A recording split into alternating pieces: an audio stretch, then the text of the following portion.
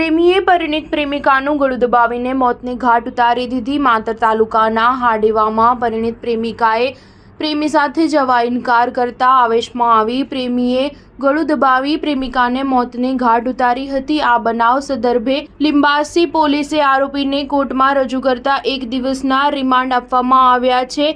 કરમસદ જીઆઈડીસીમાં નવાપુરામાં રહેતા કૈલાશબેન ચિમનભાઈ ઠાકોરની દીકરી હિરલબેનના લગ્ન 10 વર્ષ પહેલા મેલાભાઈ શરણાભાઈ ઠાકોર સાથે થયા હતા. આ લગ્ન જીવન દરમિયાન 2 સંતાનો ધ્રુવલ અને દેવાંશી હતા. છતાં 6 માસ અગાઉ હિરલ પોતાના ઘરેથી નીકળી જઈ ખંભાતના પૃથ્વીરાજ અગરસિંહ રાઓલ સાથે પ્રેમ સંબંધ હોવાથી બંને હાડેવામાં રાજુભાઈ લાલુભાઈ શેખના ખેતરમાં પતિ પત્ની હોવાનું કહી રહેતા હતા.